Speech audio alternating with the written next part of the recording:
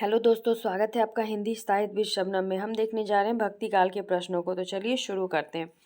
आचार्य शुक्ल ने भक्ति काल में प्रकरण 2 में क्या रखा है? निर्गुण धारा की ज्ञानाश्रयी शाखा, या फिर निर्गुण धारा की प्रेमाश्रयी शाखा, सगुण धारा के राम भक्ति शाखा, या फिर सगुण धारा की कृष्ण भक्ति शाखा। बहुत इजी पर बहुत महत्वपूर्ण प्रश्न है कि प्रकरण 2 में उन्होंने क्या रखा है। तो प्रकरण 2 में उन्होंने रखा है निर्गुण धारा की ज्ञानाश्रयी शाखा। तो ऑप्शन 1। कबीर के बारे में असत्य कथन क्या है? नैनीताल के पास ये पाए गए थे। जैसे कि इनके जन्म के बारे में अनेक कथा है। तो इसलिए कि नैनीताल के पास पाए गए। अली या नीरू नाम के जुलाहे ने पालन पोषण किया। जन्म जेठ सुदी पूर्णिमा सोमवार विक्रम संवत 1456 माना जाता है। रामानंद के महात्म को सुनकर इनके हृदय में शिष्य होने की लालसा जगी। क्या असत्य है? तो ऑप्शन इसका 2 सही है, 3 सही है, 4 सही है। वो नैनीताल के पास नहीं, लहरतारा के पास पाए गए थे, के ताल पर। मुसलमान कबीर पंथियों के अनुसार कबीर ने किस प्रसिद्ध मुसलमान से दीक्षा ली थी? शेख नबी, शेख तकी, शेख फरीद, शेख कबीर। मुसलमान, जैसा कि हमें पता है कि कबीर पंथियों में बहुत सारे मुसलमान भी शामिल हैं। तो उसमें से जो मुसलमान कबीरपंथी है उनका मानना है कि कबीर ने इनसे दीक्षा ली थी। तो किन से ली थी? तो ऑप्शन 2 होगा, शेख तकी। उन्होंने भारतीय ब्रह्मवाद के साथ सूफियों के भावनात्मक रहस्यवाद, हठ योगियों के साधनात्मक रहस्यवाद और वैष्णवों के अहिंसावाद तथा प्रपत्तिवाद का मेल करके अपना पंथ खड़ा किया।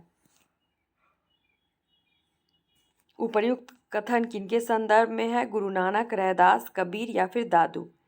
ये ध्यान में रखना है कि उन्होंने ब्रह्मवाद के साथ सूफी के भावनात्मक रहस्यवाद, हठ योगियों के साधनात्मक और वैष्णव वो के अहिंसावाद तथा प्रपत्तिवाद का मेल करके अपना पंथ खड़ा किया। यह जो कथन है ये कबीर के बारे में है। तो ऑप्शन 3 सही होगा।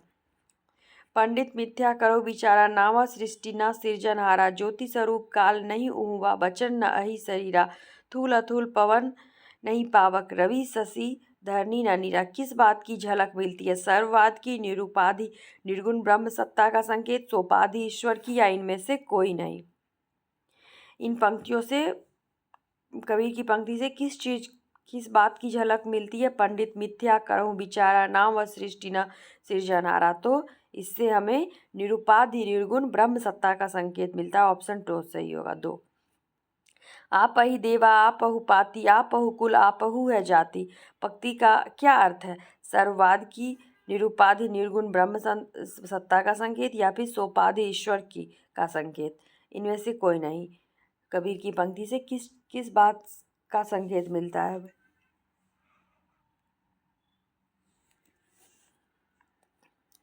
तो ऑप्शन 1 सही होगा, सर्ववाद की झलक मिलती है।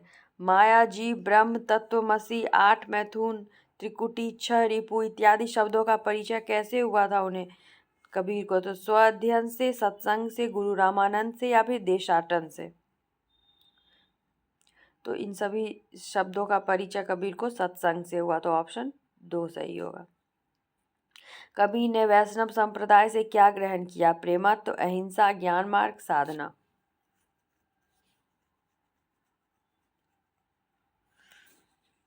तो कबीर ने वैष्णव संप्रदाय से क्या ग्रहण किया था? तो अहिंसा। ऑप्शन 2 सही होगा। कबीर की वाणी का संग्रह किसने किया? मलुकदास, धर्मदास, सुंदरदास, दादू दयाल।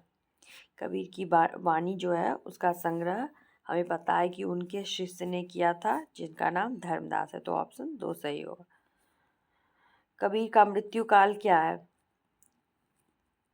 अच्छा, यह प्रश्न अधूरा रह गया है। तो कबीर का मृत्यु काल है संवत 1575। तो इसके साथ ही ये वीडियो समाप्त होता है और हम लोग आगे के प्रश्न को देखेंगे अगले वीडियो में। धन्यवाद।